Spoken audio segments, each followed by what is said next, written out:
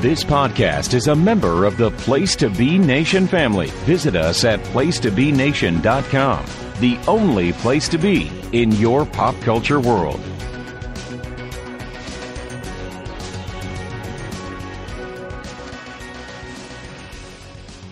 Place to Be Nation Pop Experience. Welcome to a new adventure and a new pod on the Pop feed. This is going to be called Whatever It Takes, a Degrassi pod.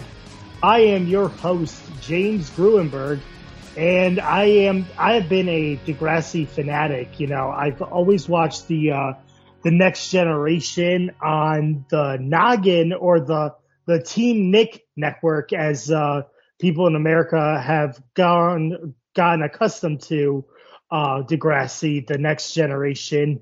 But I have with me tonight a fan of the old school Degrassi, and he's also watched the Next Generation as well. He is my co-host on this Degrassi adventure, Mr. John Kesselika. John, how are you doing tonight? I'm doing great, Grooney. Thanks so much for having me, and I'm excited.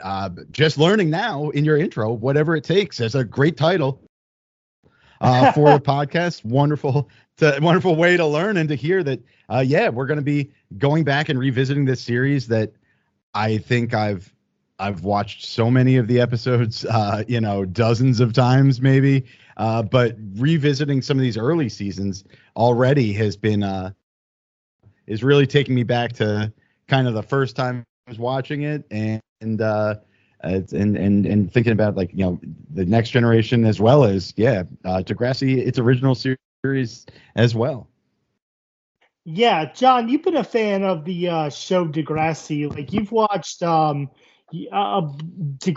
Junior High and Degrassi High. For those of you who are new to Degrassi or have been familiar with it, Degrassi is a TV show that has been consisted of three or four series, depending on if you count the new class after the Next Generation, which I do as well. You know, there was it started in Canada, and it's been on like PBS, and like I said, it's been on Teen Nick, which is like Nickelodeon for teenagers, playing like all the old shows. And Degrassi basically took over that and became like the Degrassi network almost.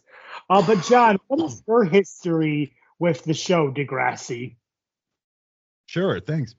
Happy to help with that. Yeah, I grew up in New Jersey, in the Northeast here in the U.S., and in the 80s, with cable, but also with, the rabbit ears antennas. And I remember, staying at my grandparents' house in Bayonne, New Jersey, for basketball camp one summer, and, staying in their basement where they had just the rabbit ears. So one of the channels that came in was a PBS. And in the evening, in that late afternoon, being able to see this show that was clearly targeted towards kids. It wasn't, a Sesame Street or an Electric Company. It was something, more designed for an older kid set. But it also just sounded like nothing I had seen before that were kid shows in the U.S. And I had never heard of it. The theme song was catchy to me. I liked it. And for that week, I kind of had in my mind, like, this show Degrassi sounds pretty cool. I wonder if I'll ever see it again. In our health class, as it would be later that year, I want to say this was like grade 7, grade 8, and that I've adopted even that slang in the way they talk in Degrassi or in foreign schools, the grade 7, grade 8 instead of 8th grade. I remember wheeling in our health teacher playing an episode about mono, and it was from Degrassi, and we were like, wow. And all of our classmates really just kind of, aside from laughing at the way people said "aboot" and "suri" on the show, also thought, like, this is a very different type of show directed at kids. I didn't really follow it that much, but always had stuck in my mind were things like this character Spike, who was pregnant in junior high. The fact that there was this guy, Joey Jeremiah, who had a band, and they sang the same song all the time in all the episodes that I saw. I remember seeing the drunk driving episode, which gets referenced immediately in what we're seeing tonight. And all of those things kind of stuck with me. I remember following Degrassi would pop up even in like pop music scenes with me later. I followed a ska punk band called Skank and Pickle, and they had a song dedicated to the Spike from Degrassi called "I'm in Love with a Girl Named Spikes." So there was this weird kind of fringe cultural attention that people knew of Degrassi, but it just never seemed to have that wide appeal in America. Obviously, that it did in Canada. So fast forward, I'm graduating college in 2002, and I'm staying on campus still in Evanston with friends who live just off campus in Illinois. And they have the digital cable, and we're watching what was then, I think, Noggin or Teen Nick, which would eventually become the N. And you're right, it was the home to all these weird shows. It was a great place to watch Adventures of Pete and Pete, which is a show we loved. There were some other weird Canadian dramas, but then it was the first time that in the U.S. they were showing Degrassi, The Next Generation. I said, oh man, I remember Degrassi from those years ago. And my friends and I started watching it that summer. So we were kind of watching it in its first airings in the U.S. And I stayed with it the whole way through, even into those late new class seasons and everything. I feel like several times along the way, I'd say, all right, this class is graduating. I'm going to give it up after this. Like, I've seen enough, and there's none of the characters that I really want to follow anymore. But like you, Grooney, and you and I have talked about it, like, I still just stuck with it, and I still just kept coming back. There's something to say for the way the show has a frank way of handling issues with teens and, portrays them in a fairly realistic sense. They kind of lost that along the way, but early on in this new generation, we see it very much like those early Degrassi and Degrassi High. So that's kind of my history with it. Like, when I stumbled back into it after college, it was just like you, kind of like getting into it and saying, wow, this is a new show. Let's follow it along. Yes, indeed. And like I said, there were basically like 4 series, and it's made by the same people. And it followed like a group of kids at Degrassi Community School as they go through middle school and high school, all in the same building. So it's like you have 7th graders and seniors, all going to the same school at once. And then they, like, the first generation, they graduated, and now it's like 10 years later, this next generation of kids are going to Degrassi. And some of the old some of the actors and actresses who are on the show Degrassi Junior High and Degrassi High have come back to the Next Generation series as well. And this series has 14 seasons, which is crazy. And like they have episode after episode. And the premise of this is basically, bunch of high school kids, dealing with, teen pregnancies, STDs, sexually transmitted diseases. They've been, like, some of them, have to suffer the consequence of what it's like to get, raped, sexually assaulted. Basically everything that has happened to teens across the world, they're dealing with in these episodes, like parental abuse to children, and just basically everything that's in the book, in the handbook, of teens.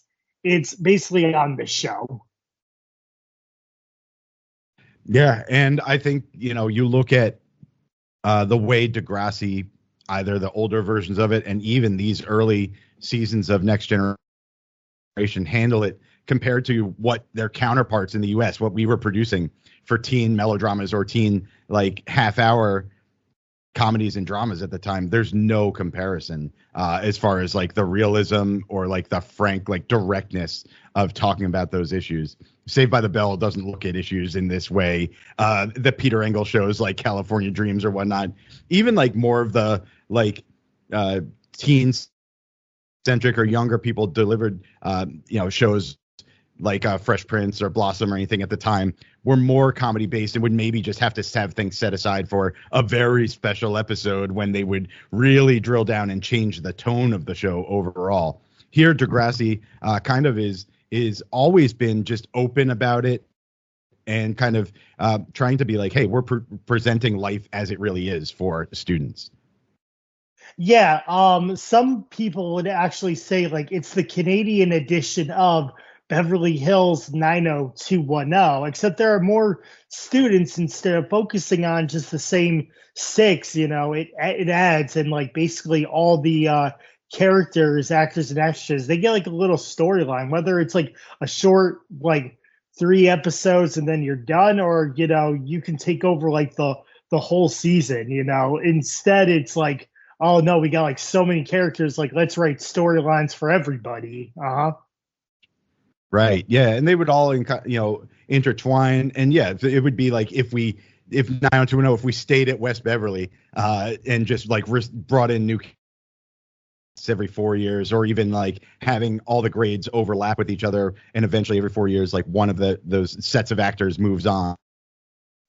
But we're like, growing with watching each character group grow along the way, instead of moving on to college and whatnot. We stay in that high school realm, and it's probably a reason why it's able to last for a length of like 14 years, because you'll always have a new audience of high schoolers like just entering high school or entering junior high who become interested in the show because it's relatable for them, and you're not having to age your cast out and move on to more mature topics, or later life issues. Instead, you can always kind of keep it focused on those things that are relevant to junior high school students.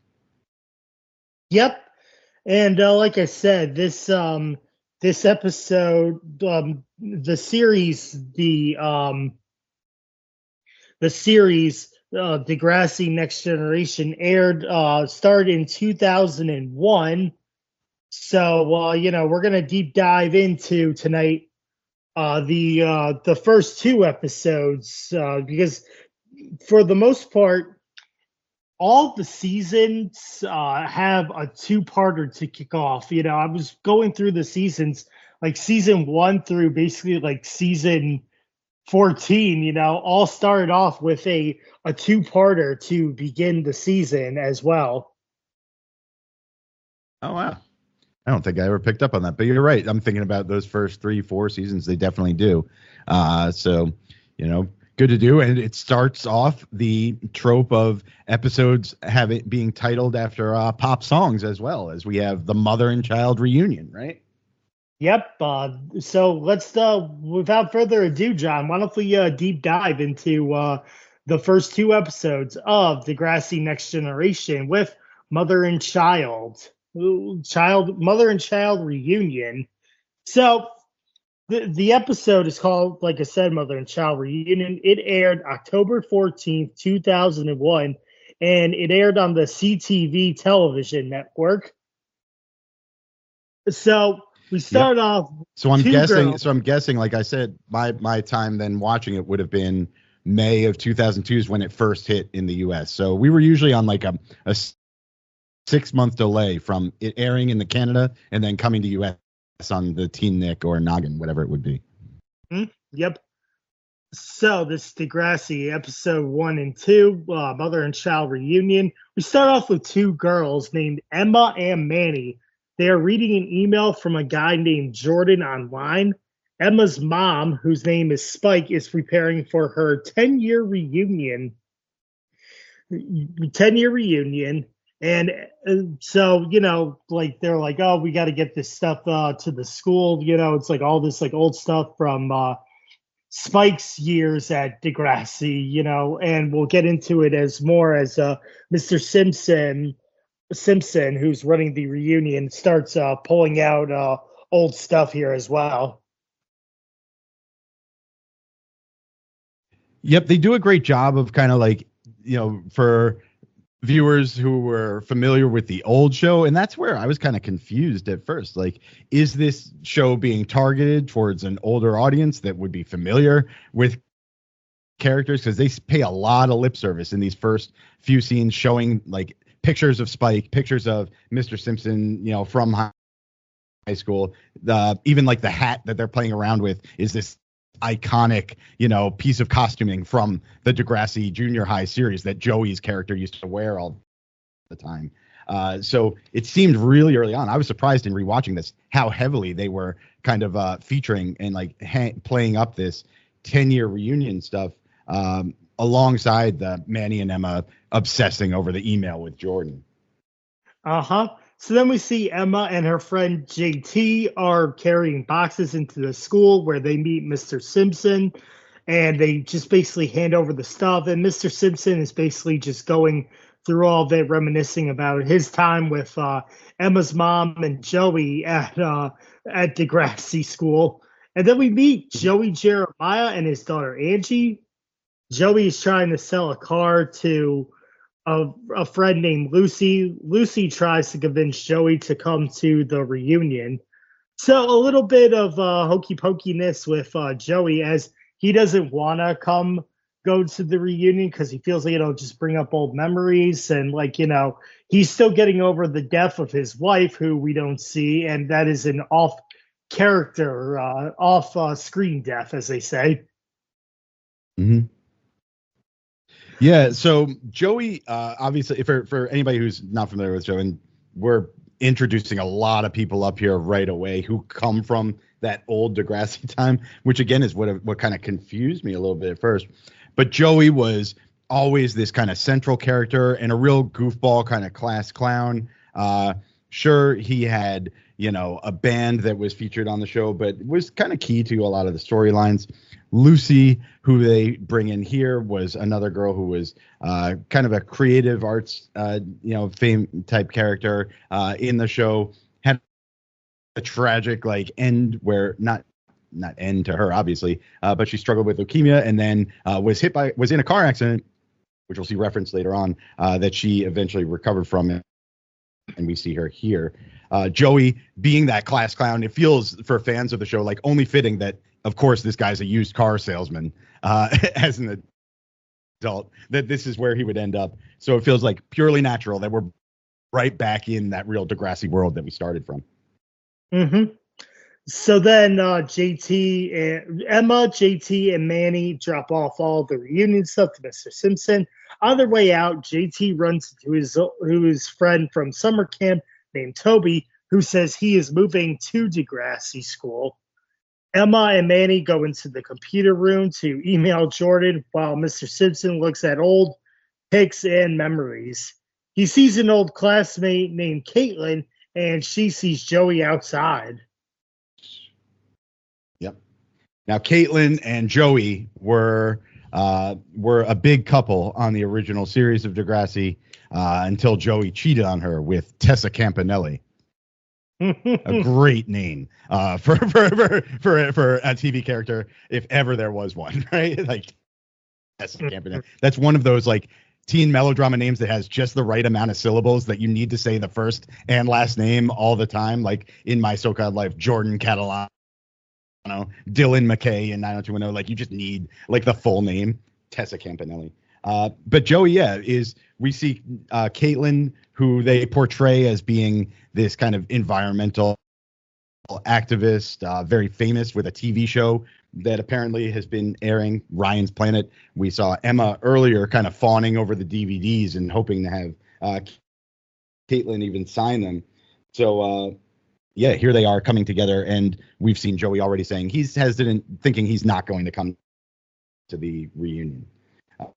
And this is kind of their first time running into each other. So Emma and Manny get a email from Jordan saying that Jordan is coming to meet her and wants Emma to meet him tomorrow night at a hotel. And then we have Joey, Lucy, Snake, and Caitlin. They're all catching up. Caitlin is getting married to a man named Keith. And Joey still won't go to the reunion, but he says he will meet Caitlin out for drinks. So, Emma's all obsessed with this guy named Jordan.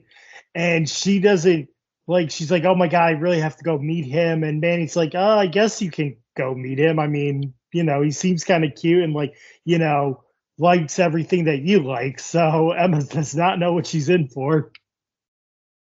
Yeah, we've seen over time she's kind of fawning over his emails and, he's in love with the environment. He just had his petition got 1,000 signatures to save the polar ice caps. There are all these things that she, the causes that she believes in. It seems like this guy Jordan, who she's met online, feels the same way.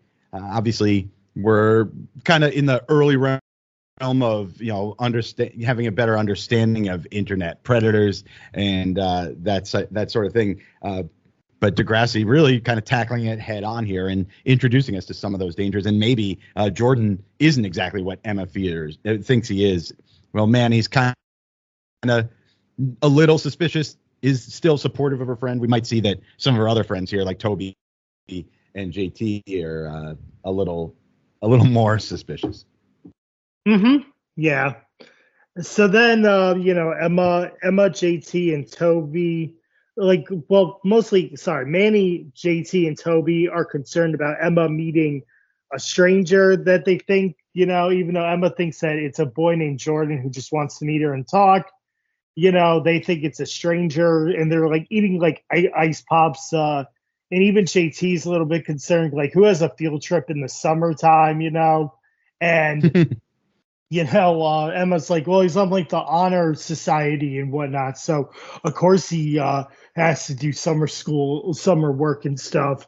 Then we have Kaylin and Spike. They're reminiscing about their days at Degrassi. Emma comes in and is worried her mom found out about Jordan, but her mom's like, I can't hack out of a paper bag. Like, how would I be able to get into your email? Like, I respect your privacy. I'm just kidding around.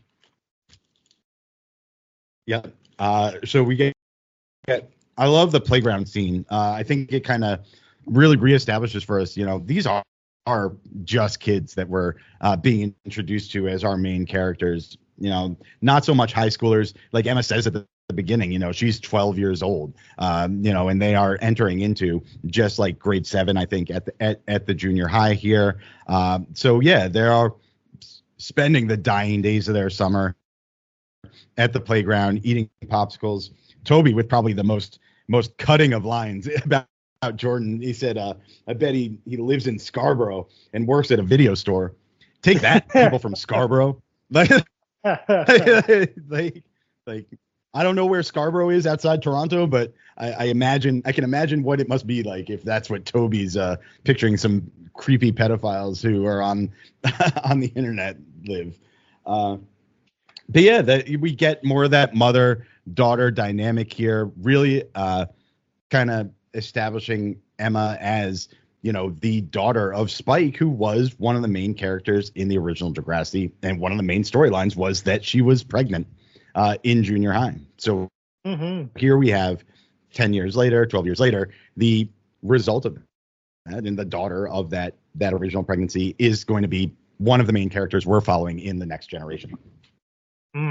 Yeah. So then we have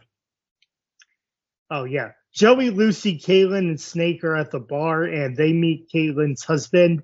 They see a commercial of Joey selling a car, and he takes off his shirt in like a very comedic way. And Kaylin goes, "Oh, that's the same old Joey." And then Joey gets a little bit on the defensive side and says, "Well, things have changed." And then Snake says Joey needs to stop cutting everyone off and go to the reunion. But Joey denies Snake's help and says, I haven't cut anybody off. I don't need anybody's help and I'm fine. Yeah, Joey's still very distant, a little different from the Joey we remember. Like there's still some hurt, I guess, from, the passing of his wife. We can see, but his friends, here trying to kind of bring him back into the fold.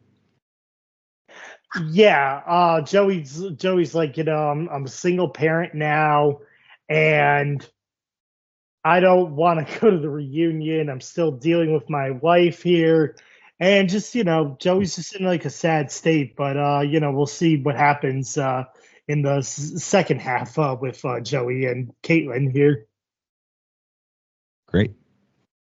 Spike, Kaylin, and Lucy come into Spike's house singing Joey's old music video song, and I forgot how the words go. Do you remember, John, how they went? So it's very hard to know if there's any actual verses to the song or anything, because the only bits we ever really hear in Degrassi High, and then in Degrassi The Next Generation is this chorus of everybody wants something, they'll never give up. Everybody wants something, they'll take your money and never give up. That's all we ever hear. And that's all that ever gets repeated. So maybe there was more to the song, but this is what you will always hear repeated, and know that that's like the essential Degrassi song. Everybody wants something. And by the Zit Remedy was the name of the band. Oh yeah, that's right, the Zit Remedy. Because I was actually watching Degrassi High on Tubi, and I actually saw when the music video was made, and hearing the lyrics, I was like, oh, this takes me back to like when they were repeating the song on The Next Generation as well. Yep, exactly. So Emma wakes up and asks Caitlin about advice about boys, and Caitlin says, go for it. If you really like this guy, go for it. So Emma emails Jordan saying she will meet him at his hotel. So that ends the first part of this two-parter episode. So we meet JT, Manny, Emma, Toby, who are the students, the new students going into Degrassi school. And then we meet the adults who are going to also stick around for the majority of the series as well. We have Snake, who is Archie Simpson, who's a teacher at Degrassi. Spike, who is, I forget her real name, actually. I think it's like Elise or something. I forget. But she's Mrs. Nelson. That's Emma's mom. Caitlin Ryan, who sticks around Degrassi. And we have Joey Jeremiah, who he'll be in... He'll not like really a regular here. Like he'll be in a couple episodes here and there. Not until season 2 is when he becomes a mainstay for a while here. Yeah, we're meeting all the Degrassi actors who had tried to find work elsewhere, but maybe didn't catch on in bigger roles. So when there was a new Degrassi, they came back and they were ready to be a part of the family again, you know? Yep. And one other thing too, before we dive into the second half of this episode, is that during the intro they are showing more of the students, but we don't see all of them. We only see the 4, and then we'll see 2 other students who are going to Degrassi, who are older, in the second episode. But I like how they didn't introduce everybody all at once. They're saving everyone as the episodes go on. Yeah, it almost makes me wonder if this aired separately as like a standalone kind of pilot movie, and then they started just airing the rest of the episodes like a month later or something. I'm not sure how the original run of it went in Canada. Also, Grooney, maybe not noticed by you, but Angie, Joey's daughter, the sister, played by the sister of Manny, of Cassie Steele, by Angela Steele, who would later go on to come back as a Degrassi character later on.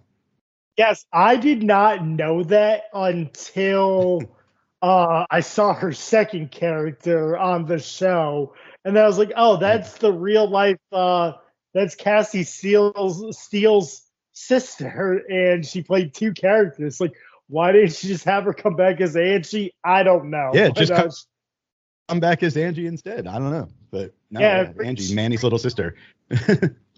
Bring Joey back, She's not like, she's just Cassie. She's not Manny's little sister. She's just Cassie Steele, like the actress's little sister. She should have just came back as Angie, and like Joey should have came back as well. Yeah, would have been great. Yep. Alrighty. So now we are getting into our second part of the pilot here, is Mother and Child Reunion Part 2. Spike is getting ready for the reunion, and Emma is trying to rush her out because she wants to have her own plans in meeting Jordan. Then we get Snake, who is welcoming Caitlin and Keith to the reunion. Keith takes a call, and then then we have Ashley and Terry, who are now going to Degrassi school as well. They're older than Emma, Manny, JT, and Toby. They're giving a tour of the media room when Caitlin sees that Joey has come to the reunion. Mm-hmm. Yeah. And he's like waving to them there. Yeah, you're right, Terry and Ashley here. I don't know. I watched an extended version. There's like they've put out extended versions of these that have like 8 minutes of extra scenes in it. And Spinner and Jimmy show up as in an unspoken role, just kind of like handing out tickets. I'm not sure if that was in the version you watched as well. But we definitely get like these two with spoken roles, Terry and Ashley, who would be, big time characters moving forward. Mm-hmm. No, I did not see Jimmy and Spinner in that in the episode that I watched on HBO Max, or the Max as they say. No, I didn't see that. Just Terry and Ashley. So then Emma tells Manny that she won't go and meet Jordan until she is older. So she's kind of like, I don't know why she lies, she just really is like, oh, I'll meet him when I'm older. And it's like, what, you didn't want Manny to like be concerned or like talk you out of it?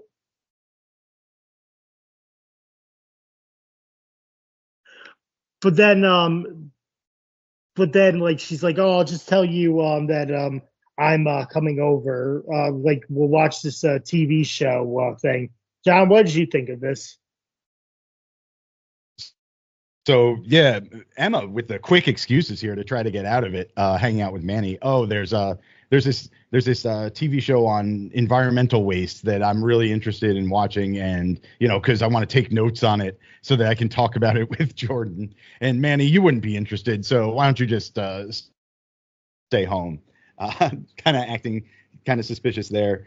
Like quickly ducking out and trying to push her friends off. You're right. Emma is not sharing with her friends, with her mother about this. She clearly probably knows something's wrong with going and meeting this guy, but is still going ahead with.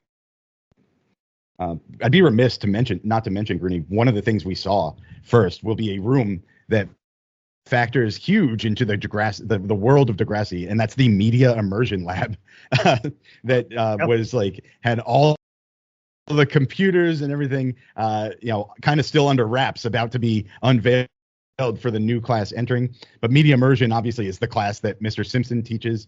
We never really have an idea of what's covered in the class, like what the curriculum is, but everybody seems to have to take it, and it always involves them being able to be in front of the computer and accessing whatever fake social media Degrassi throws our way. Media immersion is a very, very important subject in Toronto school system, apparently. Yeah, basically it's like publications and yearbook editing and advertising. It seems like this is was trying to kind of sell stuff and just put yourself out there, but also don't talk to strangers as well. Yeah. So then Joey apologizes. Oh, sorry. Yeah, what were you gonna say, John? I said, so we've got Emma heading off. The kid, everybody's going to the reunion, and everything's in motion for the rest of this episode. So take it away. Let's hear how we're going. Oh yeah, so then Joey apologizes to Caitlin and wants to be friends with her. Caitlin tells Joey to stay, and they run into an old friend named Allison, who invites Joey for a drink. And then Emma arrives at a hotel and leaves a message for Jordan. So it looks like Joey and Caitlin are picking up where they left off, and that they can be friends. And Joey says like this isn't how he thought everything was going to go down. I feel like Joey has that old feeling that, oh, I should have been with you, and I hate how things ended. And Caitlin's like, yeah, like it happened, but I still want to be your friend. And, like, let's go to this reunion. Let's have a drink and let's have some fun, Yeah, and it's that way for fans of the show. If you had followed the original Degrassi, you're kind of rooting for the Joey Caitlin couple to hopefully get together again. And so seeing them being able to reconcile here and be on, decent terms gives you a little hope. Then of course, like, Allison comes by with this very, very flirtatious offer for a drink, and we see the old Joey Jeremiah coming to life, and okay, yeah, he'll go out and get more involved here. So we're seeing signs of life from our old pal Joey here. Manny goes to Toby's house and is worried about her. I'm worried about Emma, I should say, because Emma isn't home. Manny went to Emma's house, and she found all the lights were turned off. And then the TV show, the wildlife show that Emma likes to watch, isn't even on tonight. So clearly she lied.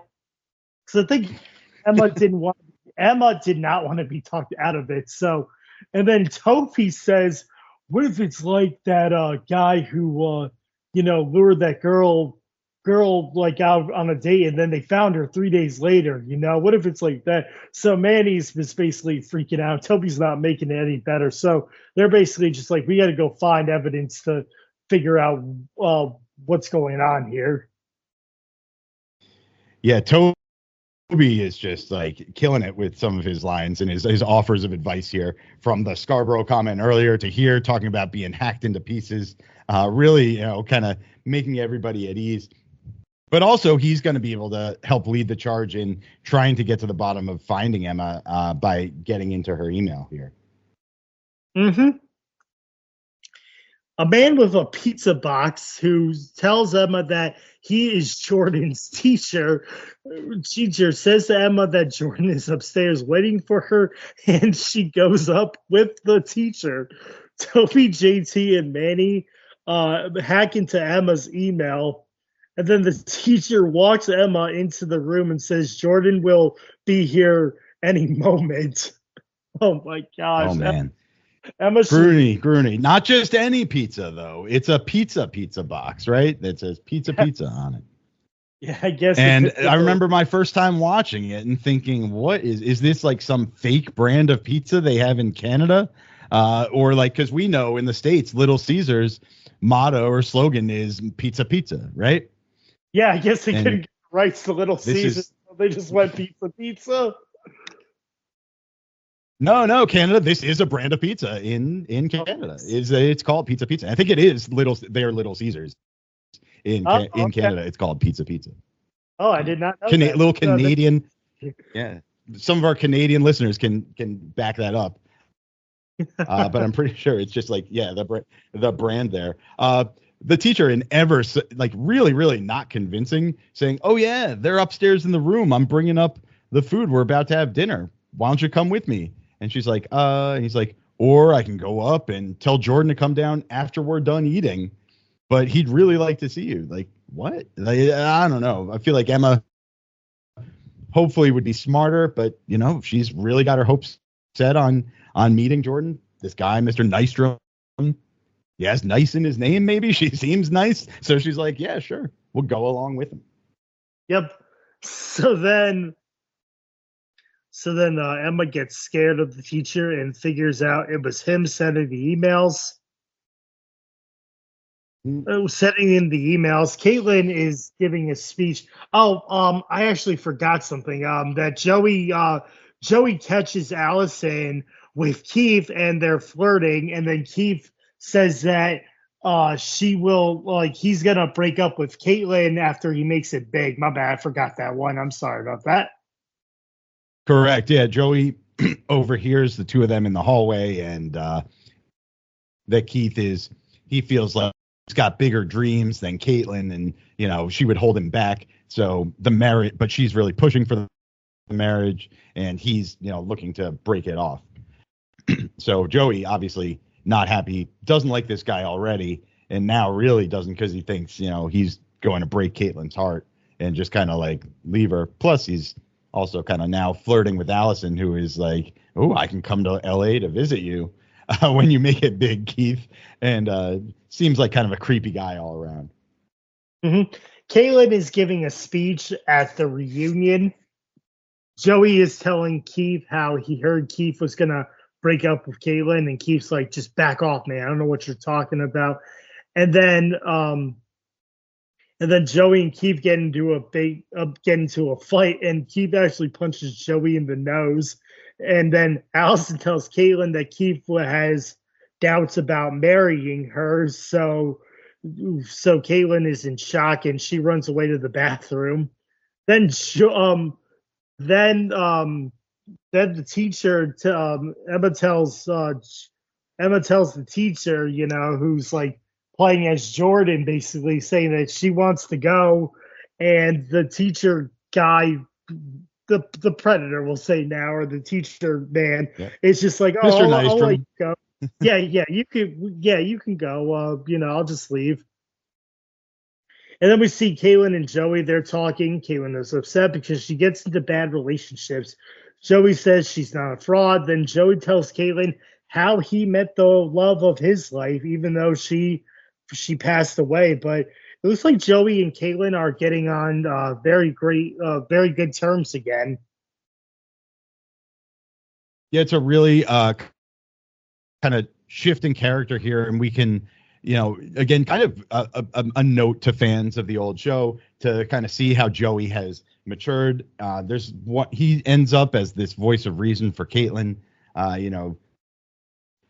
being able to support her. And then in his revealing to her, she's like, what was it about your wife? Like, how did you know? What did you guys love about each other?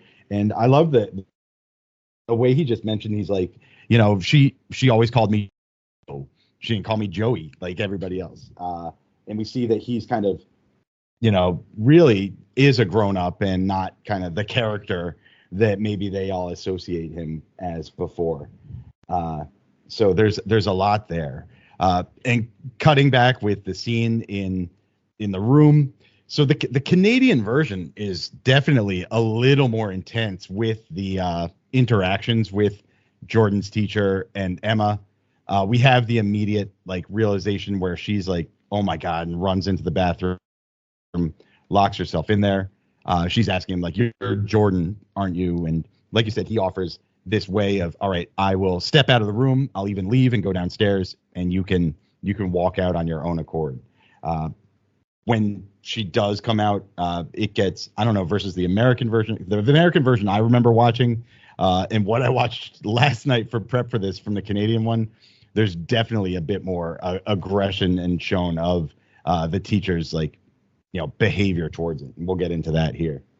Oh, well, it did have it had that scene, so it was all kept in on the Max version. Mm-hmm. So then oh yeah. Toby gets into Emma's email. Emma tries to leave, but Jordan threatens her to stay. I don't know why I'm still calling him Jordan. Creeper Man tells her to stay, and we'll tape her mouth shut if she screams or does anything. Shut, right? Yep. Toby figures out that Jordan stole lines from emails that Manny sent Emma, and just use her lines of like, oh, I love the environment, I'm all for this and that. And the last email is where the so-called Jordan was staying. So Manny, Toby, and JT tell Mr. Simpson that Emma is alone in a hotel room.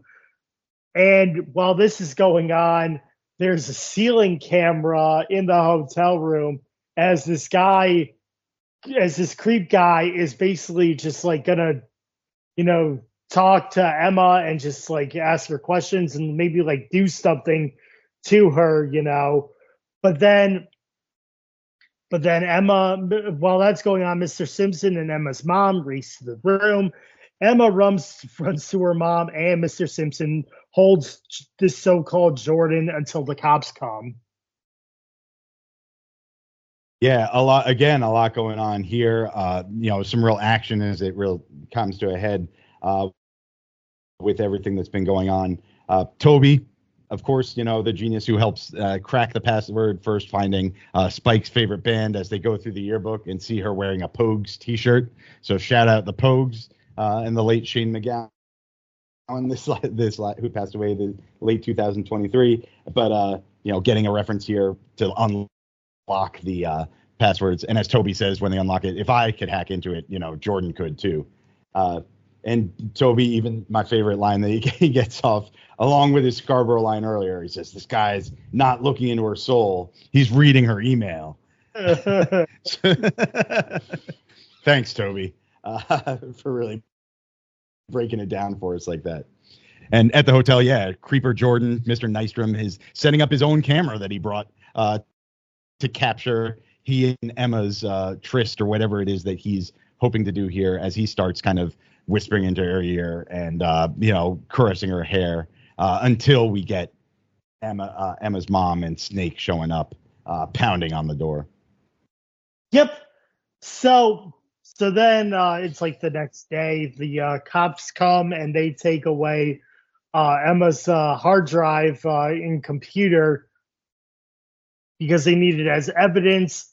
And then the cop goes, "Well, keep it downstairs so, the cyber creeps stay out of your daughter's room." And then Spike and Emma, they have like just keep them out of the room. Yeah, they have a talk and argument saying that, Emma, how could you have done something like this? You're smarter than that. And she's like, "No, I'm just dumb and stupid." And Spike's like, "No, you're not dumb and stupid. You just made a mistake and, we need to talk about this." But Emma brings up a pretty good point that, Spike does not know what it was like to be 12 years old and have a life of growing up as a teenager, because Spike was pregnant and had Emma at such a young age that, Spike had to basically drop out of school to take care of Emma, to take care of Emma too. So Spike really did miss out, but Spike then says that, she'll always be there to talk with Emma and that they need to communicate better. And then Emma runs into her mom's arms saying that she was really scared. And that's how the episode ends. Yeah. Really kind of wholesome ending, obviously, having brought to attention the danger of these cyber criminals and also, the importance of being open and trusting with that communication with parents. What I appreciate about this show a lot of the time, and they started from this first episode, is that the problems that are dealt with by the main characters, by the people we follow. It's not like those early seasons of 90210 or even, in the comedic versions like Saved by the Bell, where we bring in some character from out of nowhere as the problem of the week, episode that we're going to learn about. Today we're going to learn about cyber criminals, and it's because this person you've never met on the show is dealing with it, and then they go away for the rest of the time.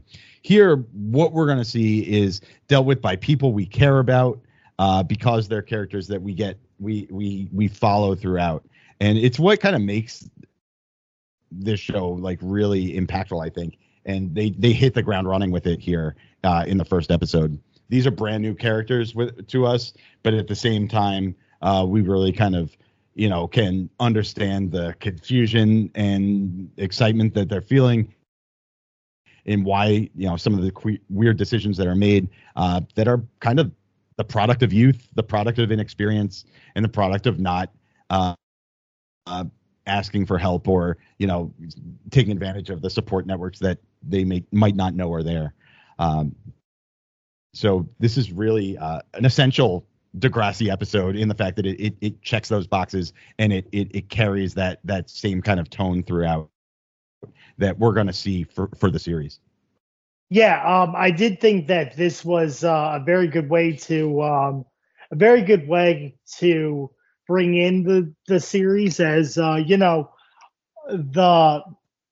teenagers, especially during this time, there were a lot of stories about meeting strangers online and going out on dates with people you just met on the internet, and so that all has happened around the country and around the world, and then again a nice reunion where they reminisce and they're ready to start a new chapter in the grown-ups' lives, as well as we'll see more of their development too as the series moves on. it also feels like, as we're introduced to these new characters, the show's not going to kind of like talk down to its audience. It's not going to, present us with one-dimensional kind of like caricatures in the characters we get. Emma could be just one note, like all about the environment, this bleeding heart, has a cause for everything character. But instead, we get that she's also very much interested in boys, and has this like kind of like impulsive side to her, and curious side that goes along. We're seeing like depth of the characters early on, which I think is another strong point of the show. Yes, indeed. We'll see we'll see throughout the series, the growing up of these characters and more here. But again, it was a very great episode to kick off, and I'm looking forward to seeing where the series takes us to as we trudge on through season 1. John, before we go, do you have anything that you want to plug for the nation listeners? Oh boy, not necessarily of my own. I guess if you guys are involved in the Place to Be Nation or Facebook page and discussions that we have on there, I think that's always great around the podcasts. The 9021 No-So podcast that I'll guest host on every now and then has its own Instagram and Facebook page as well. That's 9021 No-So. If you want to hear more ramblings about teen melodramas, only these are U.S. versions, not Canadian. I've got you covered there, and Justin and Tim do a really good job of following along that show. Also, if you follow fantasy soccer in any way, always give a listen and see if you can't download the Association Fantasy Football Cast United, another show that I frequent on, and guests like the host Rocky, Charlie, and Derek do a great job talking about fantasy soccer there for all your soccer needs. All righty. And as for me, you can find me always on the Place to Be Nation wrestling feed. I have 2 shows on there. One is called Extreme Resurrection with Steve Riddle. We are going through ECW on Sci-Fi from 2006 to 2010. By the time this drops another episode of Extreme Resurrection will have dropped, where we talked about CM Punk versus Big Daddy V at No Mercy and the fallout from there. And we talk about CM Punk's Cyber Sunday opponents as well. So we'll see who's going to get the nod to be the number 1 contender for CM Punk's ECW title. And also I have a podcast called Nation Invasion. By the time this drops, it's already on. I just recently went over Monday Night Raw and Thursday Night SmackDown from 2001 with Tim Taylor, as we are getting into Unforgiven 2001. Stone Cold Steve Austin stole Kurt Angle's medals, and the WWF versus the Alliance war rages on as we get into Unforgiven. Well, that's going to do it from us here. I want to thank my co-host, John Kesalika, for joining me on this adventure on Whatever It Takes. And we will see you next time.